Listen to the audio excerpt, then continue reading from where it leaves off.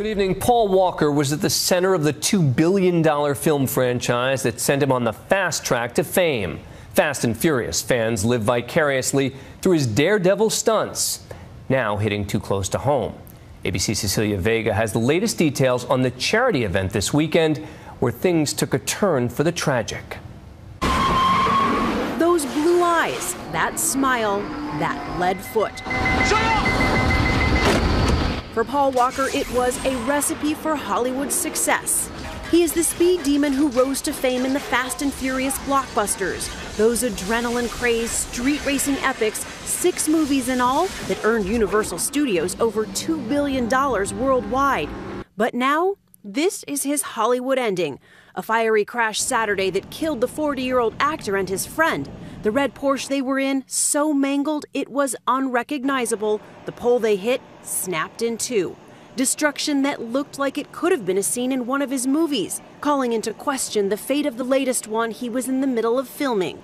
Walker didn't just play a fast car junkie on the big screen, he was a self-described adrenaline junkie off-screen too.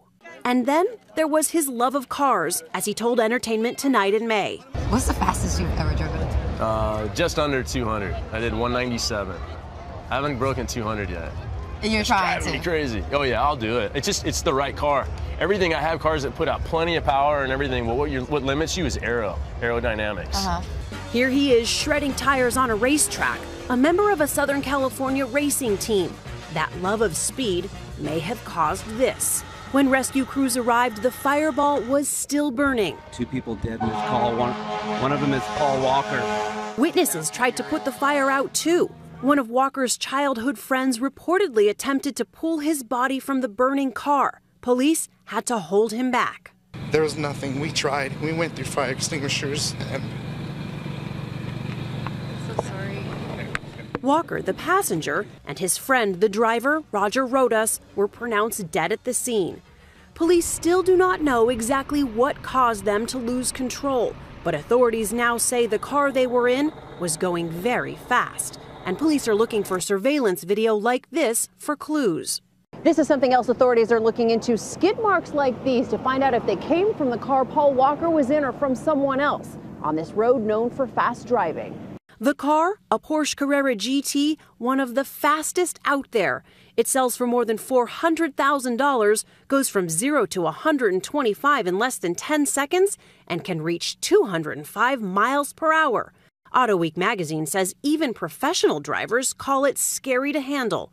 But these were professionals. Rodas had championship titles to his name. Does it surprise you, knowing Roger's skill level, that this is the outcome of that joyride yesterday? Well, that's the answer that I came up here looking for, is why, how? I mean, he's such a skillful driver, but you see this all the time. Jim Torp spoke to both men just before they rode off. They had all been attending a toy drive-in car show for Walker's charity, Reach Out Worldwide, to benefit the victims of the typhoon in the Philippines. It was supposed to be a quick joyride. The crash happened just minutes after they left, and just a couple hundred yards away. This is one of the last known videos of Walker, right there with that Porsche. I felt in my heart that something was wrong. What did you hear? I heard a big bang, like something had hit something, and obviously it did. And right after, I saw the smoke, and I knew. What was the last thing you heard Paul say? I'll be right back. That was the last thing Paul said, is right before they exited the driveway, he looked at some of the guys with the Ferraris and everything else. He goes, "Hey, I'll be right back in 5 minutes." That was the last words I heard. The coroner still has not positively identified their bodies. They need the dental records first.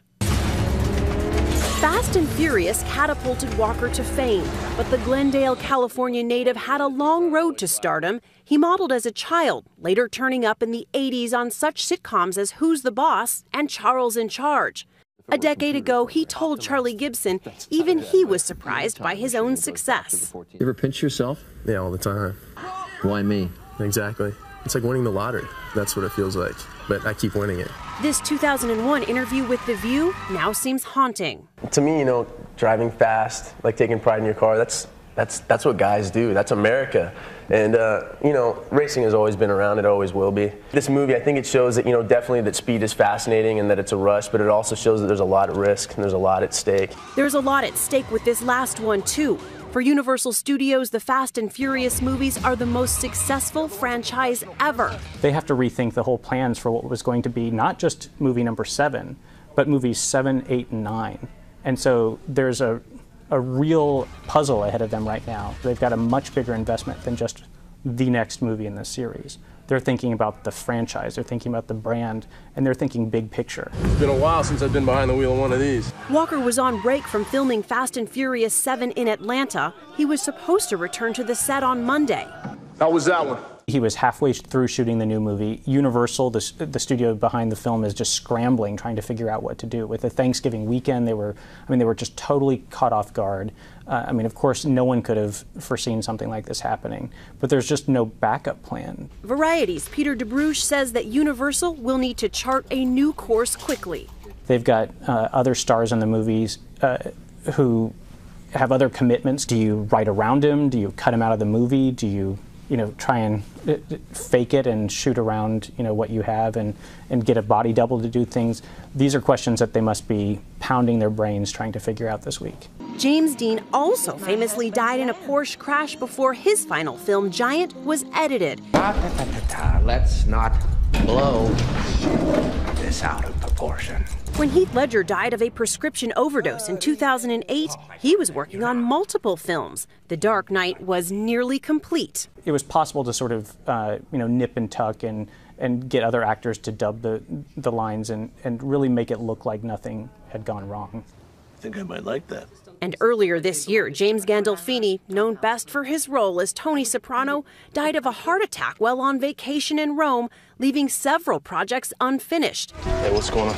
Evacuate him, come on. Walker also has another movie scheduled for release in 2 weeks. In Hours, he plays a father trying to save his baby daughter during Hurricane Katrina. I'm at St. Mary's Hospital, I got a baby I need to rescue. In the real world, he leaves behind a 15-year-old daughter, Meadow, and a grieving family. You lost a spirit. You lost a person that maybe is meant to be this way. I'm devastated. The scene of the crash, now a memorial spilling into the street. Fans of the movies, even co-stars are showing up, like model and actor Tyrese Gibson, who left in tears. Mourning a life cut short in a real-life twist that all too closely mirrors the movies Paul Walker made. For Nightline, I'm Cecilia Vega in Valencia, California.